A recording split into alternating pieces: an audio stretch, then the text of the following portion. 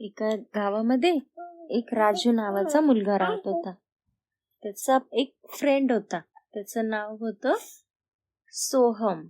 राजू आणि सोहम एकमेकांचे छान फ्रेंड होते. त्यांचं जे घर होतं ते एकमेकांच्या एकदम जवळ जवळ होतं. राजू आणि सोहम दोघं पण मस्त खेळायची. छान पैकी एकमेकांना खेळण्यासाठी आवाज द्यायचे. दोघं पण वेगवेगळ्या स्कूलमध्ये होते, पण घरी आले की संध्याकाळी रोज दोघ जण सोबतच खेळायचे. एक दिवस काय झालं, सोहम आणि राजू खेळत असताना त्यांच्या घरा शेजारी राहणारा रोहन पण त्यांच्यामध्ये येऊन खेळायला लागला. रोहन सोबत अजून एक मुलगा होता, त्याचं नाव होतं राहुल. रोहन आणि राहुल हे दोघ जण पहिल्यापासून सोबत होते आणि ते एकमेकांचे छान फ्रेंड होते. राजू आणि सोहमला खेळताना बघून रोहन त्यांच्याकडे आला आणि म्हणाला, माझं नाव रोहन आहे, मी तुमच्या सोबत खेळू शकतो का? राजू आणि सोहम मनाने फार चांगले होते. ते म्हणाले, हो, तू पण आमच्या सोबत खेळू शकतोस. मग आता रोहन सोबत राहुल पण होता. मग राहुल, रोहन, सोहम आणि राजू हे सगळे जण छान एकमेकांचे फ्रेंड बनले आणि ते रोज खेळायला लागले. काही दिवसांनी काय झालं, रोहनकडे एक छान टॅब आला. तो जो टॅब होता, रोहन त्याला घेऊन खेळायला यायचा. राजूला फार आवडायचं. राजूचं आणि रोहनचं फार जमायला लागलं. राहुल, रोहन आणि राजू हे तिघे जण जास्त वेळ खेळायला लागले. सोहमला काय या गोष्टींची माहितीच नसायची, त्यामुळे सोहमला टॅब बद्दल किंवा त्यांच्या खेळण्याबद्दल जास्त काही माहित नसायचं. असंच खूप दिवस गेले. एकदा काय झालं, ते चौघे पण एकत्र खेळत होते. रोहनने टॅब आणला होता आणि तो त्या टॅब वरती गेम खेळत होता.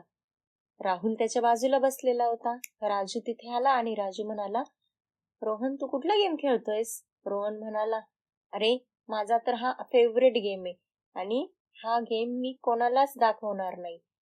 मग राजू म्हणाला, अरे पण आपण तर छान फ्रेंड आहोत ना, मला दाखव ना, मी पण खेळतो. तर रोहन म्हणाला, नाही, मी नाही देणार तुला, जा तू तुझा टॅब घेऊन ये. आणि असं बोलून रोहन आणि राहुल राजूवरती हसायला लागले. राजूला फार वाईट वाटलं.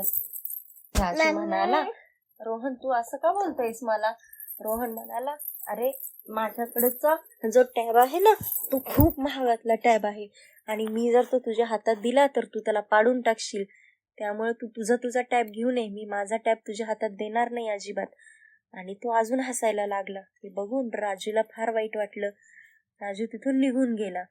परत जेव्हा दुसऱ्या दिवशी राजू खेळायला आला, त्यावेळेस रोहन आणि राहुल परत टॅब वरती काहीतरी खेळत होते. त्यांनी राजूला बघून न बघितल्यासारखं केलं आणि तिथून राजूवरती हसत ते निघून गेले. राजूला फार वाईट वाटलं. दुसऱ्या दिवशी राजू एकटाच आलेला होता ग्राउंड वरती खेळायला आणि तेवढं तिथं सोहम आला. सोहम म्हणाला, राजू, काय झालं? राजू काहीच बोलला नाही.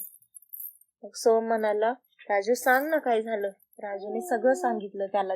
मग सोहम म्हणाला, राजू, जे नवीन मित्र असतात ना, ते कधीच आपले नसतात, पण जे जुने मित्र असतात ना, ते नेहमी आपले असतात. त्यामुळे जुन्या मित्रांना कधीच नसतं सोडायचं आणि नवीन मित्रांना फक्त तेवढ्यापुरतंच ठेवायचं असतं.